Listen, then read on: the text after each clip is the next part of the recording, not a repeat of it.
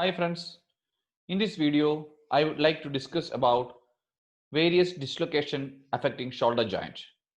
All of us know that the most commonest dislocation of shoulder joint is anterior dislocation.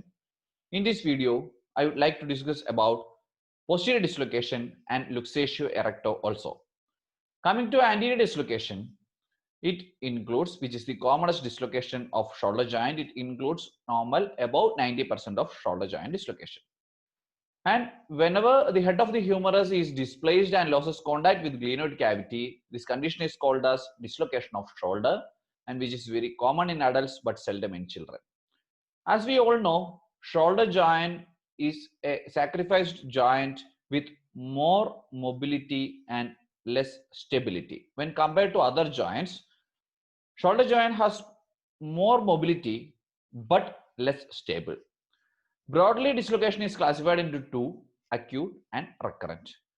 And acute dislocation is again divided into anterior, posterior and subglenoid dislocation or luxatio erecta. Out of this, anterior dislocation is the commonest one. Coming to the reason of anterior dislocation, fall on an outstretched hand is the most commonest thing regarding anterior shoulder dislocation, and a direct blow from posterior aspect of the shoulder may also cause anterior shoulder dislocation. Coming to the examination of shoulder joint dislocation, typically anterior, the first thing to do is undress the patient up to waist. And on inspection, we can see the normal contour of the shoulder is lost. We can see flattening of the shoulder joint. Please note that the flattening of deltoid muscle may also occur in a pathological condition, for example, glenohumeral joint arthritis. Second thing, rheumatoid arthritis. And third thing, TB shoulder joint. In such conditions, there is a chance of flattening of shoulder due to the wasting of deltoid muscle. But please note that on palpation, we can feel greater tuberosity over the most lateral aspect. But in shoulder joint dislocation, head of the humerus is displaced anteriorly, and so that the head of the humerus is either subcoracoid or subclavicular, and we can feel acromion process over the most lateral aspect. In shoulder dislocation, on inspection, we can see flattening of shoulder joint, and on palpation, we can feel acromion process is lateral and the head of the humerus most commonly subcoracoid. Then on regarding range of motion, that means the basic clinical examination, look, feel and move. Regarding range of motion, the patient is unwilling to attempt any movements due to shoulder dislocation, due to immense pain and due to the displacement of the head of the humerus. Patient is unwilling to attempt any movements. Coming to special examination, it includes, this is the normal AP view X-ray. Simply a normal AP view X-ray itself gives the diagnosis of anterior shoulder dislocation. And special examination mainly includes Dugas test, as the patient to touch the opposite shoulder with the hand of the affected side to this through the side of chest, but the patient is not able to do that particular movement. And coming to other clinical examinations, Hamilton straight roller test means whenever a straight roller is kept over the lateral epicondyle and acromion process, normally it won't touch, but here in anterior shoulder dislocation, it touch. Coming to color-based test, vertical circumference of axilla is increased in the dislocation, and Bryan's test means anterior axillary fold and posterior axillary fold are at different levels. These color-based test and Bryan's test will be positive in all dislocations. Coming to the reduction method, Hippocrates method means a stoking toe is kept inside the axilla and traction is applied. This is the method explained by Acharya Susruta, Muslayana Ukshibet, Kakshamsa Sundo Visamhade, Stanastidam Chabadiniyat Swastigana Vijakshana. Coming to the most popular method, Koch's method, it includes traction along the line of humerus with ample counter traction. Then external rotation. External rotation is kept for a while. In this position itself, reduction may happen. If reduction is not happen, then go for adduction up to the midline of chest and then internal rotation or medial rotation. We can learn it as team, traction, external rotation, adduction and medial rotation. This is regarding Koch's method, which is the most popular method of anterior shoulder dislocation. There is a chance of injury to axillary nerve. In such conditions, there will be loss of sensation over the deltoid muscle, which is called as regimental Bartsch sign. But the condition is a neuropraxia and it will be reversed within a period of 2 weeks to 4 weeks. 3 weeks immobilization is must in anterior shoulder dislocation of shoulder joint for the healing of glenoid capsule. After 3 weeks, rehabilitation is very important to avoid recurrence and prevention of recurrent dislocation. Coming to posterior dislocation of shoulder joint, which is very rare when compared to anterior shoulder dislocation, but we should learn the posterior dislocation and differentiate it with anterior dislocation. There is a rare chance of posterior dislocation which is recurrent. The reason of posterior dislocation is a direct blow from the front or forced internal rotation of the abducted arm.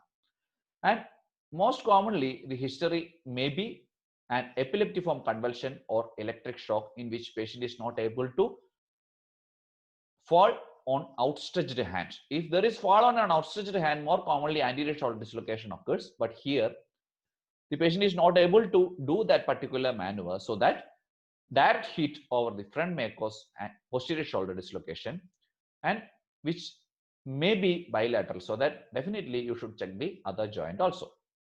And the attitude, this clearly differentiate the condition. The attitude is internally rotated arm and the patient is not able to external rotate the arm even up to normal. This is the most important thing regarding posterior dislocation. And the second thing, we can see the anterior aspect of the acromion process. In front of the acromion process, there is flattening. On comparing, we can easily identify this. And the third thing is acromion process and coracoid process will be more prominent in posterior dislocation. Coming to normal AP view X-ray, there is a chance of misdiagnosis of this condition.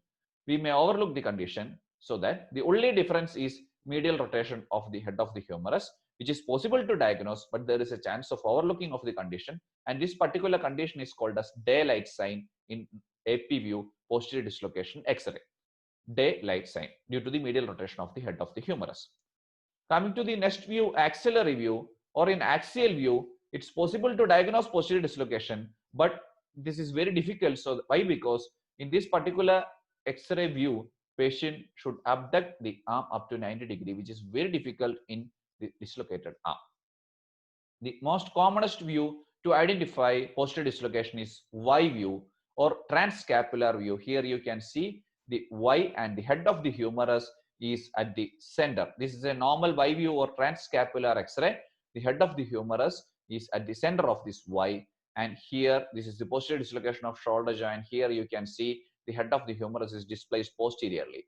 The green line represents the normal head of the humerus and the blue line represents the posteriorly dislocated shoulder joint. This is glenoid cavity. Here you can see the difference of Y view, which is very easy to do the projection in posterior dislocation of shoulder joint. So definitely, if a patient comes to OPD with a history of an epileptiform convulsion or electric shock, and the patient's attitude, if the patient is not able to attempt any movements, and second thing, in attitude, the patient's arm is internally rotated and not possible to external rotate the arm even up to normal, and whenever the acromion process and coracoid process is more prominent, and flattening of the anterior part of acromion, in such conditions, opt Y view to diagnose posterior dislocation of shoulder joint. And the reduction of the posterior dislocation of shoulder joint, I repeat, the posterior dislocation of shoulder joint is very rare, but you should diagnose the condition, and the reduction method is very specific. It is very much different from anterior shoulder dislocation. Here you can see arm is abducted to 90 degrees and then traction is applied and then it is externally rotated. This is the method explained in test, but by simply traction countertraction method itself gives the reduction of posterior dislocation of shoulder joint. And also another method, traction along the line of humerus, and the assistant pushes the head of the humerus anteriorly. That particular movement also gives the reduction of posterior dislocation of shoulder joint. The most commonest method we are using is traction countertraction method. Itself gives the reduction, and 3 weeks immobilization is must. It is very rare regarding posterior dislocation, recurrent posterior dislocation, but it may occur in contact sports like rugby or wrestling. In such conditions also, we should do the management, which I will explain at the end of this video. And in anterior dislocation and posterior dislocation, the bandage is shoulder spica, and it should be kept for a period of 3 weeks.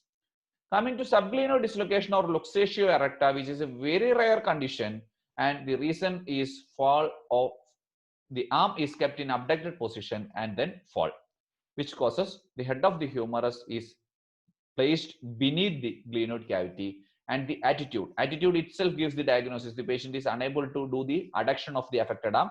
It is kept always in abducted position, and it itself gives the diagnosis. Only shoulder AP view is needed, which can be easily diagnosable. Here you can see the head of the humerus is beneath the glenoid cavity, and the patient's arm is kept in abducted position. The reduction method is traction itself gives the reduction.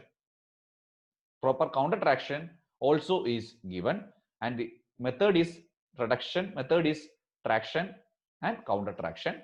But there is another method.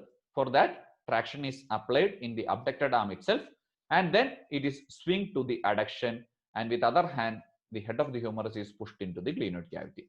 This particular condition, this subglenoid dislocation, is very rare, but it may occur to people whenever they are traveling in bus and a sudden brake causes this particular injury if the patient is kept the arm in this particular position, and due to inertia the patient's body will move anteriorly, but the arm is held in this particular position. There is a rare chance of this particular injury due to this particular history also.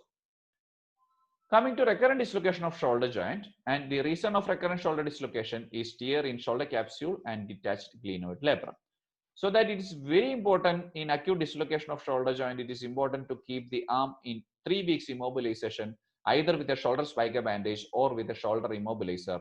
And then after immobilization, definitely ask the patient to do the rehabilitation properly to avoid recurrent dislocation. And if a patient comes to OPD with a dislocation, whenever it's acute or recurrent, our aim is to manage that particular dislocation. It should be reduced within a short period of time, and then check X-ray should be taken, and 3 weeks immobilization is must. After 3 weeks immobilization, rehabilitation should be advised. But if a patient comes to OPD and saying that that particular patient has recurrent shoulder dislocation, and more commonly recurrent shoulder dislocation will be anterior, and definitely you should check apprehension test. In apprehension test, as the patient to do, it should be done passively, and we should passively externally rotate and abduct the arm before the coronal plane. That they should move towards external rotation and abduction simultaneously, which causes there is a chance of recurrent shoulder dislocation, anterior shoulder dislocation in this particular position. That means simultaneous external rotation and abduction, and the patient resists and apprehends that particular position to avoid shoulder dislocation. This particular clinical examination should be done, and definitely you should diagnose the condition as recurrent shoulder dislocation. And we can also check whether there is slap tear, superior labral tear from anterior to posterior. We already discussed this particular slap tear in another video of shoulder joint examination. We can do the clinical examination with biceps load 2 test, and then apprehension test, and then speed test. Also, you can palpate the anterior capsule also, whether check there is a tenderness in between the triangle of coracoid process and supraspinatus attachment. And by that you can do the clinical examination. If needed, you can go for USG or newer imaging techniques like MRI. And there will be Bangert lesion and Hill-Sachs lesion in recurrent shoulder dislocation. In recurrent shoulder dislocation, the anterior glenoid rim is affected, which is called as Bangert's lesion, and the posterolateral aspect of the head of the humerus is affected, which is called as Hill-Sachs lesion. Regarding the surgical management, most commonly Putty-Platt operation and Bangert's operation is done. In Putty-Platt's operation, double pressment of subscapularis muscle is done, which prevents the external rotation of the affected arm. Then Bangert's operation, the anterior rent of the glenoid capsule, that detachment is corrected, and then using this particular surgery, there is the recurrent shoulder dislocation can be reduced. Coming to the Ayurvedic management of recurrent shoulder dislocation, it includes mainly our primary aim is to avoid recurrent dislocation. It mainly includes nasyam to give strengthen to the affected area, mainly rotator cuff muscles, the ligament attached to that particular area, pectoral area muscles, and the muscles attached over the thoracoscapular region. All that particular area should be strengthened. For that, we can opt nasyam, piju with brahmana thylas, ubanaha can be done, segam dara with brahmana thylas can be done, sarasa or mamsa rasa shashtika pandasweda and sarasa or mamsa rasa anna lebanam can be advised. Exercise or rehabilitation, which is very important, because rehabilitation is the most important thing to avoid recurrent shoulder dislocation. Regarding rehabilitation, active use and exercise. Active use and exercise against resistance, and then active use and exercise with weight bearing gives proper rehabilitation to the affected shoulder. It should be properly advised in a gap of each phase should be advised in a gap, and then ask the patient to continue for a while. And internal usage and Nasya with Dhanvantara, Shirabala Avarti and Gandha is very effective. These medicines can be used internally also. Laksha Gugulu can also be used internally to prevent recurrent shoulder dislocation. This particular treatment protocol will give good results in recurrent shoulder dislocation. Hope you understood this particular video regarding the dislocation of shoulder joint, which includes broadly it is divided into acute and recurrent, and this acute is again divided into anterior, posterior, and then luxatio erecta or inferior. By this video, we can easily differentiate these three conditions, and specifically the reduction method is also explained.